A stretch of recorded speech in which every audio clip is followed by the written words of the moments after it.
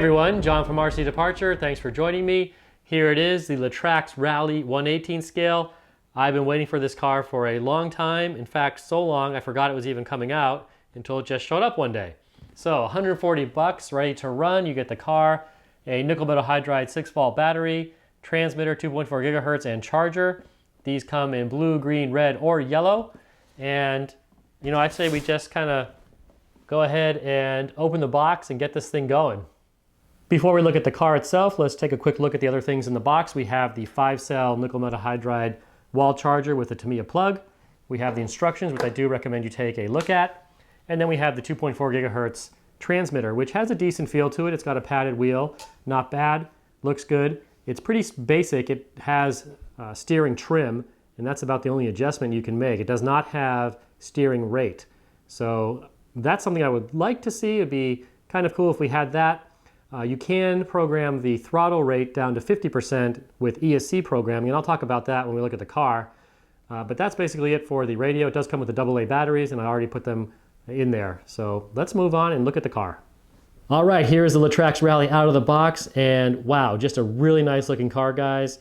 I'm really impressed with it. In the box, I thought it was a little bit boxy looking, but out of the box, you can see that it's really just low slung, looks fast, low to the ground. There's your travel, really tight suspension, and just a great looking car. I'm really happy I went with the blue color. It's got some nice rich color to it, and just a great car overall in terms of looks. So let's go ahead and take the body off. They do say that this car is waterproof, but in the instructions they mention that it's more like water resistant. So you'll want to be careful. You don't want to submerge it completely, drive it into your swimming pool or anything like that. You want to be careful with how wet you get it and then take care of it afterwards. Okay, here's the inside. You can see we got lots of blue. Everything is laid out nicely, real compact. It's got nice weight to it. You can see the brushed motor right there. And if you look through under the car, you can see the shaft for the 4-wheel drive. Flip it around. There we have the battery in the battery compartment. The 5-cell nickel metal hydride is already in there. And we have the battery hold down with the body clip holding it there. So just really nice looking, slick tires. I really like the looks of this car. Pretty cool. I think there's plenty of room in the battery compartment for a 2-cell LiPo. I think that'll work well. Tamiya plugs here on everything. Let's go ahead and turn it on. And we'll talk a little bit about the ESC programming. So transmitter on. Then we'll go ahead and plug it in here. There you go. So now to turn it on, you basically just need to push this little button on top of the ESC right there. So push that down and hold it down for a second. And then we get the red light. Now it's on once that red LED is on. So it should be armed and ready to go. 4-wheel drive. Looks good. When you're done, turn it off. Just push that button. Light goes off, you're done, unplug it, recharge it, go again. So there are some programming features with the ESC. You have 3 different throttle modes, and from the factory it's set at sport mode, which is basically full forward, full reverse. You also have race mode, which gives you, forward and brake, but no reverse. And then you also have training mode, which will limit the throttle to 50%. So if you have someone young in the house, a kid, and you don't want them smashing into all the furniture and all the walls, you can do that and have the throttle limited to 50%, and that's probably where I should drive it at, but we'll go with full mode, full throttle. So to do that, basically you plug it in, transmitter's on, push this button and hold it down. It's going to turn green, then it's going to turn red, and you're going to start getting some flashes.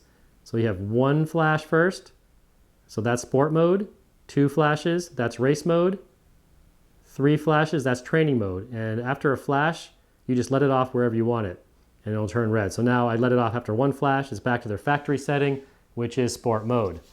So if I do let my kids run it, I'll probably put it into the training mode since they do tend to smash into a lot of things, slightly more than I do, but that's okay. If for some reason you need to recalibrate the car, I'm gonna go ahead and turn it off. It's pretty much the same idea. Throttle, transmitter on with a throttle at neutral. You'll go ahead and push this button. Just like before, the LED will first turn green and then it'll turn red. When it turns red, instead of holding it down, you'll release it right away. And then you'll get the LED flashing red once. When it does that, you pull the throttle to full throttle and wait. It'll flash twice red. After that, you put the throttle into full reverse, and then it should flash green and it'll be recalibrated. So for some reason, if you need to recalibrate it, you can do it that way, and that's in the instructions. It's no problem. So I think really there's not much left to do but to charge up the battery and go drive this car.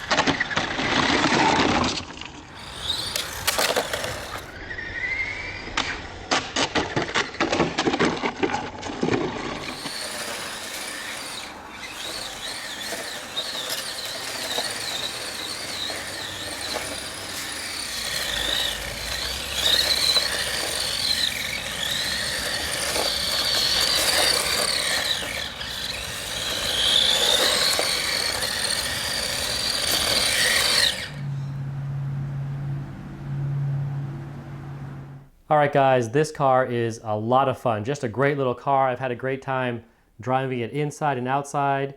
It's pretty quick in the stock form. I'm sure a lot of you guys will want to make it faster, and that should be easily possible. But just as it comes stock with the brushed motor, outside, pretty quick little car. Pretty impressed with it. Inside, just a lot of fun. That's where the most of the fun is, I think, is just trying to slide around on the hardwood floor. It'll drift nicely on a hardwood or a polished floor. And I apologize, guys, I'm not a great driver, so I don't drift it really well. But I'm sure in the right hands and capable hands, you can drift this car very nicely. That's apparent to me, even though I'm not that great at it. So sorry that the driving isn't all that impressive, but the car is certainly impressive and fun to drive. Great looking too, just a really nice package. I think the price is good. Just a few small things to mention as far as driving it goes. Like any good rally car, the gears, the spur gear and the motor gear pinion gear are sealed inside a little case here. And at some point I did get a small speck of debris. I don't know if it was metal, plastic, or rock. It was hard to tell, but something got stuck in the spur gear, and so things started catching. This is pretty easy to take off the case. You just need to take out a few screws and you can lift things up. And once I did that, I found the little debris in the spur gear and used a hobby knife just to flick it out. Then blew some air through here to get out anything else that might have been in there, and then sealed it all back up again. And after I did that, everything was fine. Haven't had any problems with that since. We have a dog, so driving it inside did tend to catch a lot of hair and debris in the wheels. So after you run it for a bit, make sure you take the wheels off completely and clean out any hair or any junk that may be in there, because that's going to slow your car down and cause more resistance with driving. Definitely knocked the car around quite a bit, and it's holding up fine. It's a really solid car, just a really nice package overall, I think, and I'm really impressed with it. I'm happy with it. I'm definitely going to keep driving it, and I promise I'll try to work on some better drifting, and hopefully in later videos there'll be better driving. But for now, that's it. This is the LaTrax 1/18 scale rally car. As always, guys, if you enjoyed the video, please give a thumbs up or subscribe. I always appreciate that. Any questions or comments, please post them below, and I'll see you driving next time. Bye-bye. I probably should not have left this car outside.